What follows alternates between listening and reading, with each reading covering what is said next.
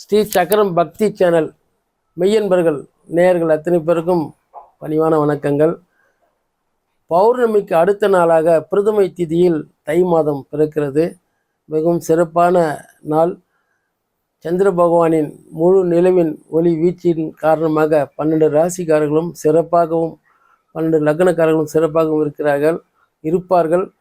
ஆக அந்த பௌர்ணமி நிலவின் ஒளியில் பூமி எப்படி குளிர்ந்திருக்கிறதோ அப்படியே 12 ராசிக்காரர்களும் நேயர்களும் 12 லக்னத்துக்காரர்களும் சிறப்பாக இருப்பார்கள். மேலும் இந்த தை மாதத்தின் சிறப்பு உத்தராயண காலம் ஆரம்பமாகிறது.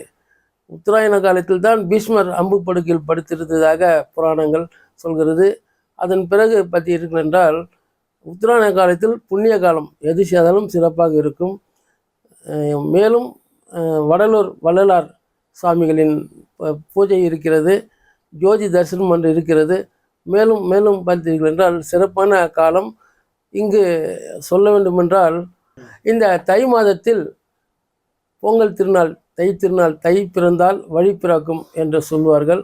உலகத்திற்கு வழி பிறப்பது போன்று, நல்ல வழி பிறப்பது போன்று 12 ராசிக்காரர்களுக்கும் நல்ல நல்ல நிலைகள் வந்து கொண்டே இருக்கும். சில ராசி நேயர்களுக்கு குறைபாடுகள் இருந்தாலும் கூட இந்த பௌர்ணமி நாளில் தை மாதம் பிறந்திருப்பதால் எல்லோரும் சுபிட்சமாகவும் நன்றாகவும் இருப்பார்கள். பல பல அன்பர்களுக்கு எதிர்பாராத திருப்பங்களும் பல நிலைகளில் உயர்வும் நடக்கும். ஆகவே இந்த தை மாதம் மிகவும் உலகத்திற்கு எப்படி சிறப்பாக இருக்கிறதோ அதுபோன்று 12 ராசிகளும் சிறப்பாக இருக்கும். மகர ராசியில் சூரிய பகவான் பிரவேசிக்கின்ற காலம் தை மாதமாக கருதப்படுகிறது. இந்த தை மாதத்தில் மகர ஜோதி, சபரிமலையில் மகர ஜோதி தெரிகிறது. மகர நட்சத்திரத்தில் அன்று மகர ஜோதி தெரிகின்றது. அது உலகமே கொண்டாடக்கூடிய ஒரு சிறப்பான ஐயப்பனுடைய திருவிழாவும் இந்த தை மாதத்தில் வருகின்றது. ஐயப்ப பக்தர்கள் அங்கு செல்கிறார்கள். உத்தராயண காலத்தில் பல புண்ணிய காலங்கள் நடக்கின்றது. ஜோதி தரிசனம் தெரிவது போன்று வடலூரில் அருட்பெரும் ஜோதி தனிப்பெருங்கருணை ஜோதி ராமலிங்க சாமியுடைய ஜோதி தரிசனமும் அங்கு வடலூரில் சிறப்பாக செய்யப்படுகிறது. அணைய அடுப்பு என்று கருதப்படுகின்ற வடலூரில் இன்று வரை பசிப்பினியை போக்குகின்ற அந்த அணையா தீபம் எரிந்து கொண்டும் ஏழை மக்களுக்கு உணவளிக்கின்ற அந்த நிகழ்ச்சிகள் தொடர்ந்து செய்து கொண்டு இருக்கின்றார்கள். தை மாதம் அத்தனை சிறப்பு வாய்ந்தது. கும்பராசி முயன்பர்களே, நலமாக இருக்கிறீர்களா? கண்டிப்பாக நலமாகத்தான் இருப்பீர்கள். ஆனாலும் கூட என்ன சார் நலன்னு கேட்குறீங்க? நாங்கள் படுற கஷ்டம் எங்களுக்கு தான் தெரியும். பகவான் சனி பகவான் இவ்வளோ தொல்லை பண்ணுறாரு அப்படின்னு சொல்கிறது எனக்கு கேட்குது. இருந்தாலும் உங்களுக்கு கும்பராசி, கும்ப லக்னம் இந்த நேயர்களுக்கெல்லாம் பார்த்தீங்கன்னாக்கா சனீஸ்வர பகவான் லக்னாதிபதி, ராசியாதிபதி அவரே தான். அதனால் எந்த அப்பாவும் தன்னுடைய மகனை தண்டிக்க மாட்டார். எவ்வளோ தான் தப்பு பண்ணாலும் அவர் திட்டுவார். ஐயோ குழந்தை திட்டுட்டுமேன்னு அவர் கொஞ்சம் வருத்தப்படுவார். எந்த அப்பாவது தன்னுடைய மகனை ஆள் வச்சு அடிப்பாரா? அதுபோல தான் லக்னாதிபதியும் ராசி அதிபதியுமாக இருக்கின்ற இந்த மகரம், கும்பம் ராசி மெய்யன்பர்களுக்கு சனீஸ்வர பகவானால் எந்த தொல்லையும் வராது. அது முதல் நம்புங்க. நீங்கள் பகவான் இப்போ கூட பாருங்கள், கும்பராசிக்காரர்கள் எல்லாமே எங்கே போனாலும் இந்த சனியினுடைய தாக்கம் இருந்தாலும் கூட ஒரு குடும்பத்திலையோ மற்ற பொது இடங்களையோ வெளி இடங்களையோ நீங்கள் போகும்போது உங்களுக்கு உண்டான ஒரு ராஜ மரியாதை, பூர்ண கும்ப மரியாதை கிடைச்சிக்கிட்டு தான் இருக்கும். அது நீங்கள் இல்லைன்னு மறுக்கவே முடியாது.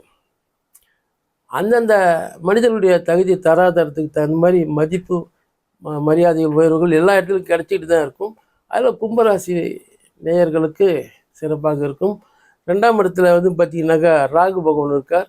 ஆனாலும் கூட நீங்கள் அந்த பேச்சு, குடும்பம், தனம், வாக்குஸ்தானத்தில் பேச்சு நீங்கள் சாதாரணமாக சொல்லக்கூடிய ஒரு விஷயம் கூட பெரிய அளவில் போகும்.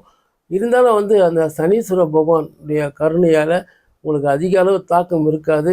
இருந்தாலும் யாகாவராயினும் நான் காக்க என்பது போல் அந்த கும்பராசி நேயர்கள் பேசியும் கெட்டு போகக்கூடாது, பேசாமையும் கெட்டு போகக்கூடாது. எங்கே பேசணும் அங்கே பேசலாம், எங்கே பேசக்கூடாதுன்றது உங்களுக்கே தெரியும். அது பேசாமல் இருக்கணும். அதே போல் பார்த்தீங்கன்னாக்கா 6ல் செவ்வாய் இருக்கார். செவ்வாய் பகவான் பார்த்தீங்கன்னாக்கா 3க்கு உண்டானவர். 3க்கு உண்டான மேஷத்துக்கும் விருத்திகத்துக்கு உண்டான செவ்வாய் பகவான் இருப்பார். அவரும் வக்கர நிலையில் இருக்கிறதுனால சற்று கோபதாபங்களுக்கு உண்டானவர் தான் அவர். அதனால் நீங்கள் பார்த்து சிறப்பாக நடந்துக்கணும். உங்களுக்கு அந்த குரு பகவான் நல்ல நிலைக்கு வர இருக்கிறார். ஆகவே உங்களுக்கு சிறப்பான நிலை, சிறப்பான காலநிலைகள் எல்லாம் உதயமாகி கொண்டு இருக்கிறது. உடல் நிலையில் சற்று கவனமாக இருங்க. அதுதான் நான் சொல்லுவேன். ஏன்னா ஜென்ம சனி இருக்கும்போது எப்படி நடந்துக்கணும் அப்படி நடந்துங்க. இருந்தாலும் நம்ம அப்பா தானேன்னு சொல்லிட்டு நீங்கள் அளவுக்கு மீறி போனால் என்ன பண்ண முடியும்? அதனால் உங்கள் உடல்நிலையை நீங்கள் பார்த்துங்க. ஆனால் சனீஸ்வர பகவான் நம்மளை காப்பாற்றுவார் அப்படின்றதுக்காக வேண்டி மெத்தனமாக இருக்காதீங்க. நீங்கள் இருக்க வேண்டிய உஷாரில் இருங்க. வாக்குஸ்தானத்தில் அவர் இருக்கார். அதே மாதிரி பார்த்திங்கன்னா தனுசில் இருக்கக்கூடிய சூரிய பகவான், புதன் பகவான் உங்களுக்கு நல்ல நிலையை வழி காமிச்சு கொண்டு இருப்பாங்க. ஆக இந்த சனீஸ்வர பகவானால் உங்களுக்கு எந்த பாதிப்பும் இல்லை.